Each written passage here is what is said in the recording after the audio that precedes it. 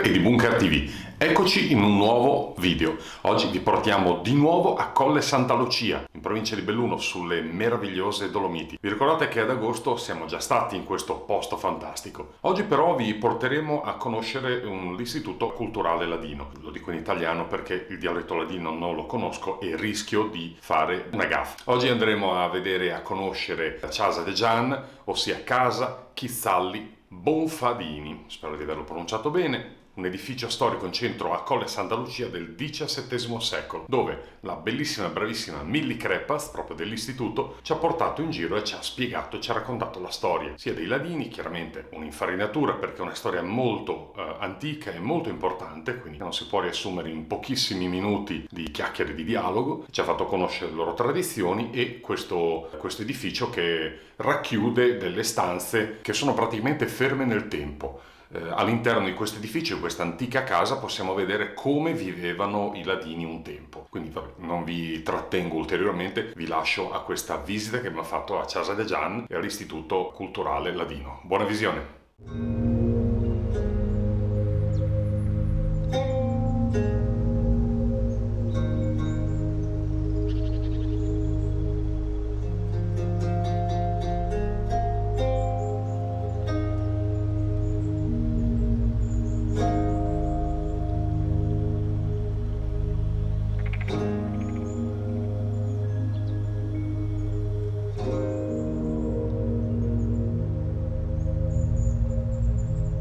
Allora, ci troviamo in una casa del 1612, una delle case nobili di Colle dell'epoca. A Colle ci sono due case nobili ancora da poter riconoscere, una è questa e una è la Casa Piazza che vedrete andando verso la chiesa, che è una casa del 1500 e ha un grosso arco e si chiama Casa Piazza. Questa è stata la sede amministrativa delle miniere del Fursile, per questo è così importante. È stata costruita da Zan, come avete letto Casa de Zan è il nome ladino di casa di Giovanni. Giovanni era appunto una delle famiglie nobili di Colle. Ma forse vi sarete chiesti perché ci sono le inferriate su queste finestre. Le inferriate stanno diciamo solo a dare rilievo alla casa e a significare che questa era appunto la sede amministrativa delle miniere. Ma questo ferro è particolare, è il ferro delle miniere del Fursil e se vi avvicinate poi potete vedere che non ha nessun segno di ruggine e non è stato neanche saldato, in questo caso è stato messo a maglia intrecciata. E la particolarità di questo ferro, oltre appunto al fatto che non faceva la ruggine, era anche la estrema flessibilità e anche resistenza. Per questo veniva spedito più o meno in tutta Europa, dove richiesto, più che altro per la costruzione di armi bianche come le spade. Sono stati trovati dei pezzi di questo ferro, spade, in Gran Bretagna per esempio. E ovviamente le inferriate non stavano qui per difendere la casa perché Colle è sempre stato un paese molto tranquillo. Qui vedrete che è tutto nero, non è nero perché c'è stato un incendio, ma perché qui c'era l'accesso al fornello, che sarebbe la stufa, ovvero l'unica fonte di riscaldamento delle case della casa unitaria, che è la tipica casa che vedete qua su da noi, che è metà in muratura e metà in legno, ovvero dove viveva la famiglia e dove vivevano gli animali e c'era il fienile. E appunto per evitare che durante le giornate ventose tornasse dietro il fumo con la fuliggine e sporcasse tutto, la porticina per mettere dentro la legna si faceva all'esterno della stua. Adesso entriamo proprio nella stua, che sarebbe la stanza dove la gente passava la maggior parte del tempo. Ecco, qui siamo nella stua dove abbiamo voluto riproporre il ciclo della vita, infatti qui si svolgevano le funzioni principali dalla nascita alla morte proprio. Vedete che è tutta quanta in legno questa stanza, di solito il legno era legno di abete oppure anche di larice oppure di cirmolo, dipendeva un po' dalla disponibilità. Questa è molto semplice come stanza e se notate è anche esposta verso sud, infatti una volta cercavano sempre di esporre le stanze più abitate verso sud per ricevere più luce possibile. Il legno serviva proprio a isolare e a mantenere il calore più tempo possibile nella stanza. Questo era il cosiddetto fornel, ovvero la stufa, che si trovava sempre in un angolo che confinava con la camera da letto dove dormivano i nonni, solitamente, che era quella un po' più tiepida, mentre gli altri dormivano sopra, dove dovevano scaldarsi magari con qualche bull un po' da altri tempi, ecco. Fino agli anni 60, come dicevo, le persone nascevano ancora normalmente qui, data la lontananza dagli ospedali. C'erano delle donne che si chiamavano mamane, ovvero levatrici, che assistevano la madre durante il parto, appunto permettevano un parto normale. Anche i pasti venivano consumati qui nella stua, ovviamente gli alimenti erano tutti reperibili qui, parliamo di cereali come ad esempio la segale, che era molto utilizzata per il pane, che veniva fatto, pensate, soltanto 2 volte all'anno, in primavera e in autunno, in appositi forni che erano forni pubblici. Poi a livello di proteine, ovviamente le uova, il latte, i derivati, però non avevano legumi al di fuori della fava, che era l'unica pianta leguminosa che cresceva qua su. Infatti i fagioli non ce li avevano proprio e la carne non veniva praticamente mai consumata, perché gli animali erano sacri, erano da utilizzare per il lavoro e per il latte o le uova. Qui, se dopo magari riuscite a vedere un po' tutti, potete avvicinarvi, ci sono alcuni oggetti che la gente di qui portava solitamente nelle domeniche oppure nei giorni festivi. Le pipe in maiolica o in osso e gli orologi da taschino in argento per gli uomini. E sotto invece vedete degli oggetti femminili. La coroncina sulla destra veniva portata dalle ragazze alla prima comunione, per esempio, mentre sulla sinistra ci sono dei fiori in filigrana. La filigrana è un'arte che viene dalla Valle di Ampezzo, dove si è sviluppata molto bene. Probabilmente le origini sono ancora nell'est Europa, e è l'arte di intrecciare dei fili molto molto fini di argento, fini come un cappello praticamente, e creare dei fiori il più possibile identici a quelli dei tratti, ma non solo dall'aspetto, ma anche per il movimento. Infatti quelli che sanno ancora lavorare la filigrana devono calibrare proprio il movimento, che sia proprio come un fiore nel prato mosso dal vento. Qui vedete alcuni oggetti da lavoro, non sono stati messi qui a caso, ma proprio lavoravano nella stua. Le persone più anziane solitamente lavoravano dentro perché non avevano le forze per lavorare fuori. Allora, le donne avevano a che fare più che altro con i tessuti. Qui vedete la lana, e veniva cardata, filata, anche la tessitura, e anche la canapa. La canapa era anche uno dei vari vegetali che veniva coltivato qui, soprattutto proprio per le fibre. Le fibre della canapa sono molto resistenti e unite alla lana generano un abito perfetto per l'inverno e molto resistente e caldo allo stesso tempo. Mentre gli uomini sapevano arrangiarsi chi più chi meno con il legno.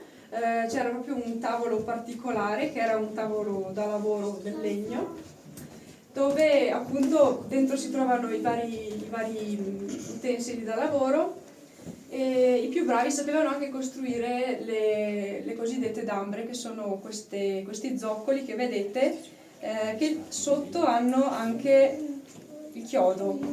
Ecco, i chiodi non erano, differentemente da quanti pensano, solo lì per l'inverno, ma anche proprio per l'estate, perché ok, d'inverno c'è il ghiaccio, ma d'estate i prati, come vedete, sono molto ripidi e dovevano assolutamente andarci sopra per la fienagione, soprattutto.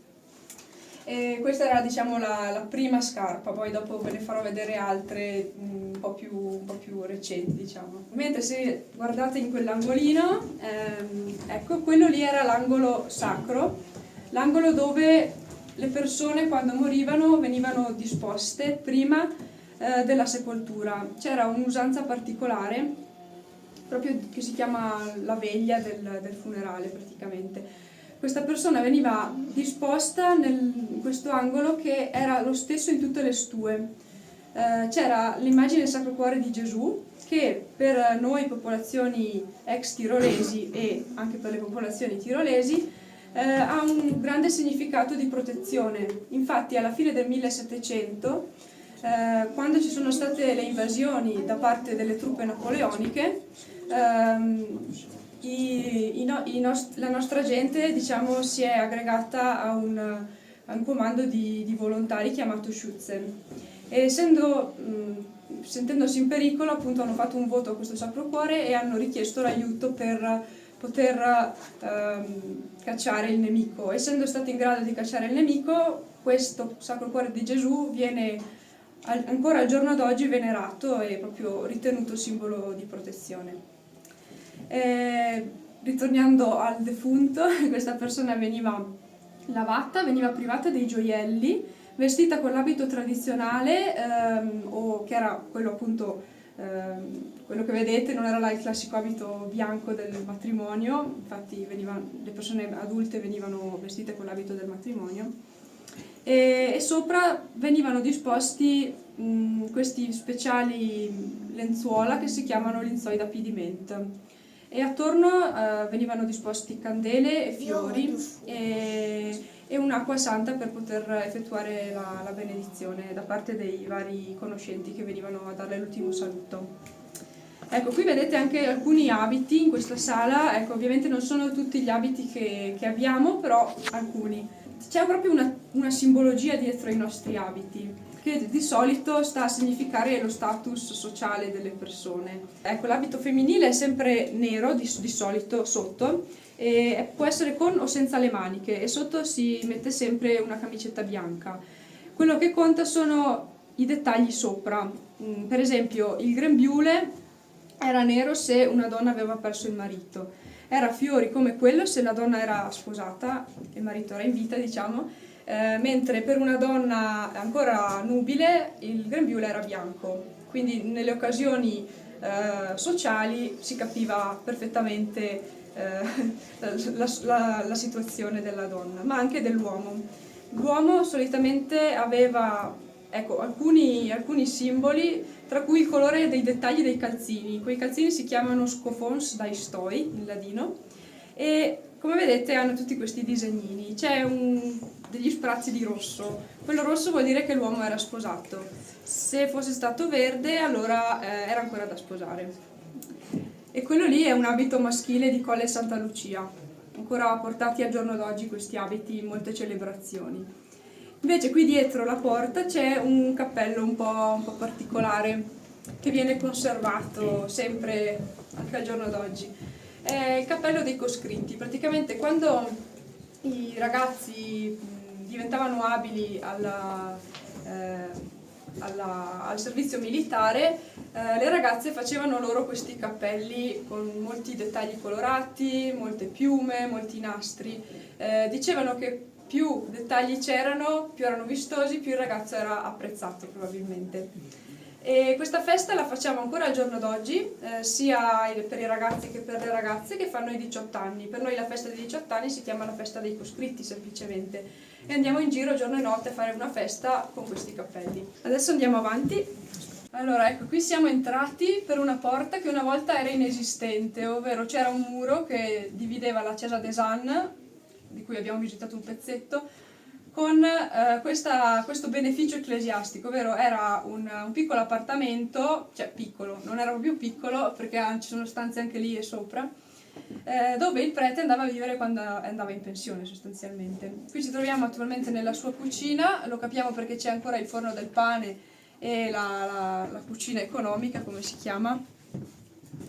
E sopra c'erano le camere da letto, dove abbiamo gli uffici dell'istituto. Adesso lì una volta c'era una stua e un ufficio, e adesso dal 2005 questa è diventata la sede dell'Institut Culturel Ladin Chiesa des Annes. Sembra uno scioglilingua, però questo è un istituto culturale nato proprio per la volontà della difesa del ladino, che è una delle 12 minoranze linguistiche e culturali presenti in Italia. I ladini sono una popolazione che viene da prima dei romani, pensate che Qui parlavano il retico e c'erano delle popolazioni retiche, è una lingua al giorno d'oggi indecifrabile, addirittura erano politeisti, erano, come li chiamavano dopo, pagani, popolazioni completamente diverse che poi si sono mischiate con l'arrivo dei legionari romani, che hanno mischiato il latino volgare con il retico e hanno formato anche questa lingua, nonché appunto anche la cultura si è mischiata, che si è mantenuta grazie anche al fatto che siamo un po' isolati fino al giorno d'oggi. Le 5 valli ladine storiche sono Livinallongo con Colle, Ampezzo, Cortina, Val di Fassa, Val Badia e Val Gardena. Siamo sempre stati uniti fino, diciamo, alla prima guerra mondiale, quando ha voluto separarci in 3 province diverse, e lo dico perché quest'anno ci troviamo nel centenario della tripartizione dei Ladini, proprio ci hanno voluti separare, sì, il fascismo ha voluto separare ogni unità, diciamo, ecco, ma noi siamo ancora insieme e cerchiamo di andare avanti. Quello che facciamo come istituto è fare per esempio pubblicazioni di vario genere, facciamo corsi, facciamo concorsi di poesia in lingua minoritaria, insegniamo il ladino a scuola.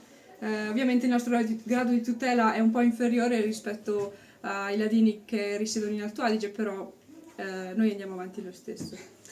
Per quanto riguarda la lingua ladina, che so che a molti interessa solitamente, ecco, io la definirei più come una lingua che assomiglia un po' al francese, io credo, no?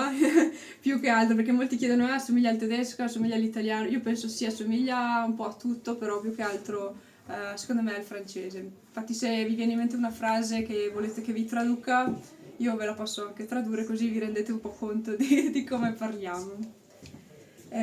Comunque è una lingua reto-romanza ai pari del friulano e del romancio che si parla nei gricioni della Svizzera.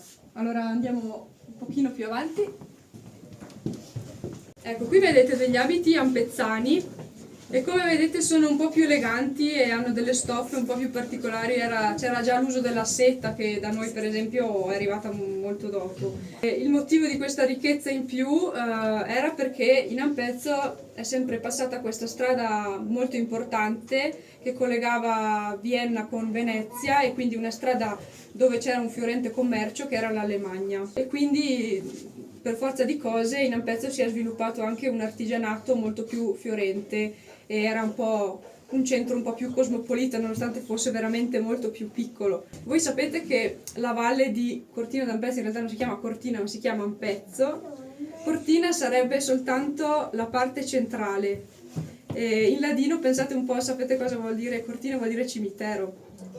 Molti non lo sanno, però era solo una piccola parte della valle di Ampezzo, Cortina, piccola parentesi. Qui invece abbiamo altri abiti particolari, dato che siamo nel periodo di Ferragosto vi faccio vedere questo qui, rosso, femminile. È un abito che si porta specialmente appunto a Ferragosto, che sarebbe Santa Maria Maiou, per noi Santa Maria Assunta, ovvero la festa dei fiori è proprio di questo abito.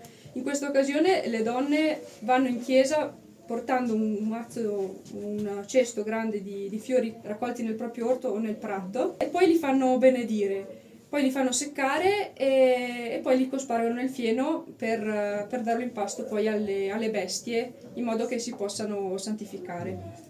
Mentre questo qui è l'abito degli Schützen. Gli Schützen sono appunto quel corpo di cui vi parlavo prima. Schützen in tedesco significa difendere, infatti diciamo il Tirolo è sempre stata una piccola regione che ha sempre voluto più che altro difendersi più che attaccare, diciamo. Era un'associazione di volontari. Hanno combattuto appunto sia contro Napoleone che nella prima guerra mondiale, nonostante qui da noi erano rimasti soltanto i più giovani e i più vecchi, perché tutti gli altri erano a combattere in Galizia. E adesso esiste ancora come associazione culturale che partecipa a vari eventi, diciamo. Eccoci, qui ci troviamo nelle ex camere da letto del prete e della Perpetua, probabilmente. È stata un po' rimodernata questa sala e abbiamo voluto allestire un paio di mostre sull'artigianato locale, in particolare sulla falegnameria e sul calzolaio. Ecco, il calzolaio una volta, anche se oggi non lo è più, era veramente una figura fondamentale, non solo perché produceva le scarpe, ma perché proprio passava di casa in casa ad aggiustarle. Infatti, diciamo, il primo proprietario della scarpa era il più fortunato, perché la scarpa veniva proprio fatta su misura per lui e dopo veniva trasmessa di generazione in generazione se riusciva a durare. Quella era la valigia che utilizzava quando si spostava di casa in casa, di solito era annuale questo ristoro delle scarpe, ecco. E a Colle, ecco, quello lì che vedete è l'ultimo calzolaio che è rimasto, è già tanto che abbiamo un calzolaio, perché ci sono molti comuni dove non c'è neanche più. Alcuni oggetti che utilizzava per la produzione delle scarpe erano per esempio questo che vedete qui, che è un calco, quello ovale. Il calco serviva per prendere la forma perfetta del piede del cliente. Questo oggetto qui veniva utilizzato per rifinire il tacco e la punta delle scarpe, mentre ci sono le macchine da cucire molto più grandi, molto più robuste rispetto a quelle che conosciamo, perché dovevano cucire la pelle, quindi era molto, sì, il cuoio per esempio, quindi dovevano essere un po' più potenti. Per quanto riguarda i modelli di scarpe dell'epoca, ecco, quando non si è più portato il classico zoccolo di cui parlavo prima, c'erano questa tipologia di anfibi particolare con le borchie, in latino si chiamano chauzzai dalle brocce, che significa scarpe con le borchie. Quello era il modello più o meno nell'epoca della Prima Guerra Mondiale. E poi dopo sono sopraggiunti vari modelli di scarpe un po' più simili a quelli, diciamo, cittadini. Vi faccio vedere solo una scarpa particolare, che è questa qui, perché non è cucita la suola alla tomaia in questa scarpa, ma è collegata per mezzo di questi piccoli chiodini di legno, che sono questi, in modo da poterli estrarre quando, diciamo, la suola si rovinava e la tomaia invece era ancora buona. Questo era un modo particolare di fabbricare le scarpe, ecco. Mentre per quanto riguarda le ciabatte, anche quelle erano fondamentali, ce le avevano tutti, perché proprio se entravano nelle stue di legno con queste scarpe che avete visto prima, la stua si era rovinata irrimediabilmente. Mentre aspettiamo che escono gli altri, potete dare un'occhiata qui dentro alla falegnameria. Quella era la tipologia di falegnameria di un tempo. Infatti tutti gli oggetti che vedete lì dentro sono risalenti al 1800. Ecco, allora qui vi farò una piccola infarinatura su queste miniere del Fursil di cui vi parlavo prima. Le miniere del Fursil sono tutte queste gallerie che vedete qui, all'altitudine di 1500 metri. Noi ci troviamo attualmente qui alla villa, che sarebbe Villa Grande. Vedete che sono tutte in linea tranne una di cui vi parlo dopo, che è stata scavata recentemente. Queste miniere sono sorte probabilmente intorno all'anno 1000. Erano proprietà del principe vescovo di Bressanone, come era appunto anche l'amministrazione territoriale di Colle, e sono state sfruttate fino a più o meno al 1750, quando a Colle ci fu una crisi, ovvero il principale acquirente, che era la Serenissima, non ha più richiesto il ferro ma voleva il legno. E il legno che vedete voi al giorno d'oggi non era lo stesso, ce n'era molto meno perché le superfici venivano maggiormente coltivate, diciamo, piuttosto che lasciate al bosco. Come vi dicevo, appunto, questo era un ferro molto speciale, quindi andava un po' dappertutto. I centri dove veniva spedito per la fusione, quelli più vicini, non erano a Colle non c'è mai stato un forno, ma erano o in Zoldo, infatti ci sono toponimi come Forno di Zoldo, Fusine, che sono tutti legati proprio alla fusione del ferro, dove facevano più che altro, dopo vedrete, chiavi oppure chiodi, oppure verso ovest, verso il castello di Andraz, dove c'era proprio il capitano che amministrava tutta la zona, e lì davanti c'era un piccolo forno che veniva sfruttato per piccoli oggetti, ma poi dopo il tutto andava avanti o nel forno un po' più sopra del Passo Valparola, oppure a Piccolino in Valbadia, dove producevano più che altro spade, c'era una fucina di spade. Il ferro era chiamato spesso ferro dell'agnello perché veniva sempre impresso con l'effigie dell'agnello, che è proprio il simbolo di Bressalone. Questa qui era la divisa del minatore. Allora, non è proprio un caso se nelle favole facevano vedere, per esempio, Biancaneve e i sette nani, con questi sette nani che erano sostanzialmente minatori con il cappello a punta. La punta serviva sia per far scivolare l'acqua che cadeva costantemente dalla roccia, sia per avvertire il minatore che si stava avvicinando troppo alla roccia e quindi stava per andare a sbattere la testa. Era una sorta di casco un po' rudimentale che veniva utilizzato, in quanto queste miniere erano scavate a mano con il piccone e la mazza e quindi erano assolutamente irregolari. Ecco, ho dimenticato di dire che attualmente si può visitare solo la miniera dei Vauz, mentre le altre, data l'età, sono purtroppo crollate. Come facevano a trasportare verso l'esterno questo ferro?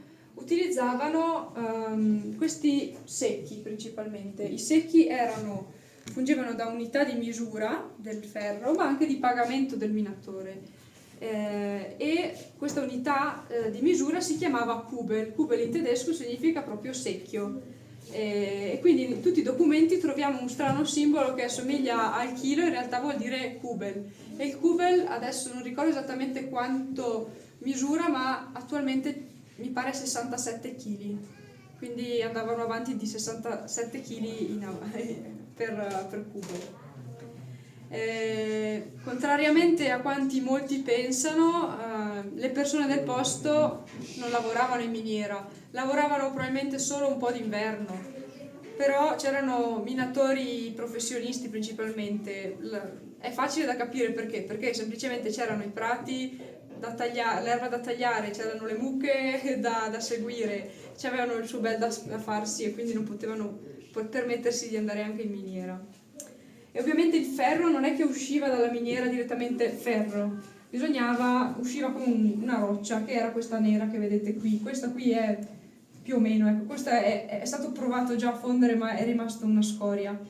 Questa è proprio, capiamo che è piena di ferro perché il ferro ovviamente è molto scuro e qui vedete che la parte ferrosa non si è staccata bene dalla roccia, vuol dire che il forno che cuoceva questa minerale non era abbastanza forte. Per cuocere il ferro bisognava avere a disposizione un forno dove circolava molta aria, quindi bisognava avere dei mantici che producevano ossigeno e i mantici dovevano essere azionati solitamente da un fiume che doveva essere abbastanza forte per raggiungere alte temperature. Questa scoria è stata trovata sotto il castello di Andraz, dove questo forno che c'era era molto piccolo e il ruscello era un po' scarno, per questo motivo lì sotto si trovano molte scorie, diciamo. Ovviamente c'era una strada che collegava le miniere ai vari forni. La strada principale che esiste ancora al giorno d'oggi è percorribile, è la strada dell'Avena.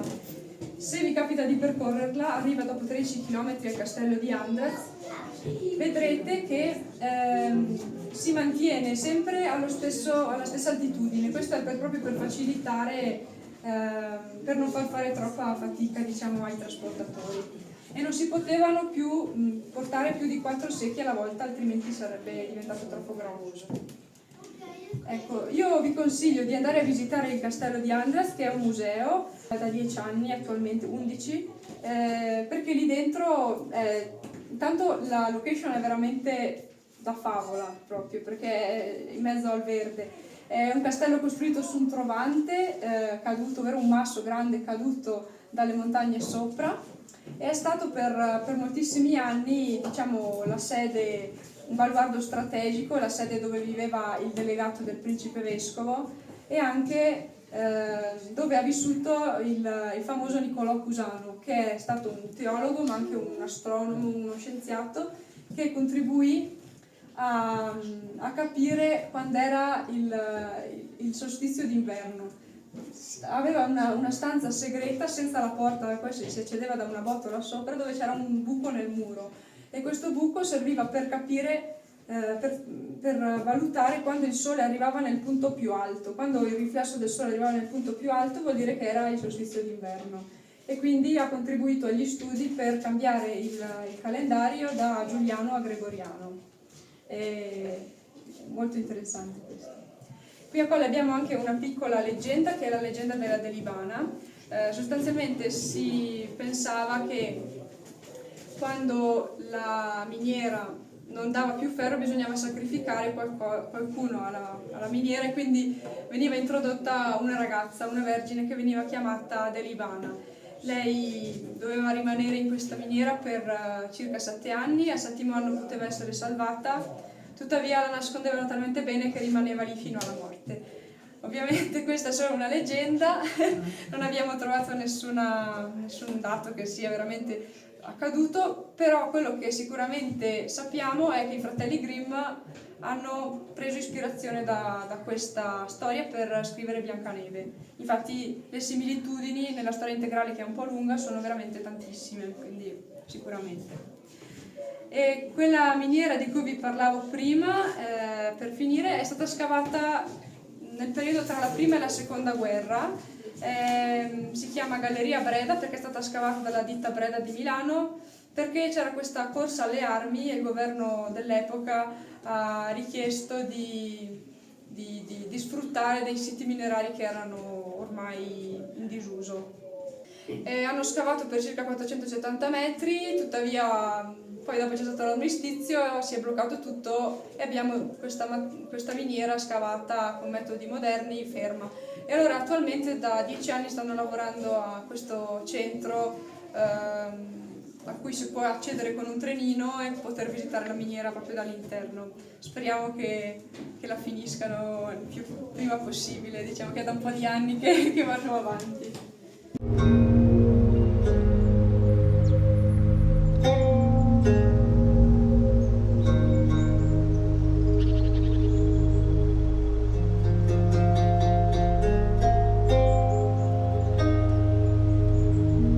Siamo alle miniere del Fursil, nella Galleria del Vauz, dove fra poco Giulia dell'associazione Colle Santa Lucia ci racconterà qualcosa su questa caverna, su questa grotta, su questa miniera in dettaglio.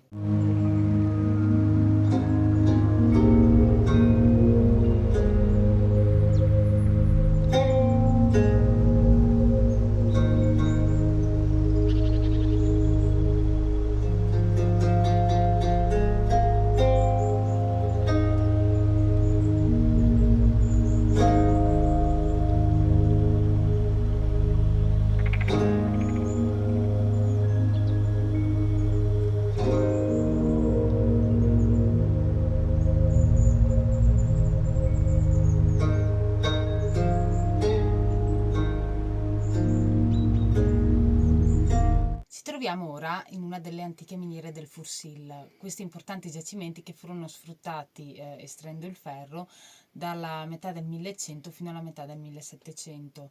Erano dei veri e propri cunicoli, in quanto comunque i nostri minatori scavavano esclusivamente dove trovavano ferro. Ciò comportava il fatto che naturalmente l'andatura all'interno della montagna fosse disomogenea, a tratti più alta, a tratti più stretta.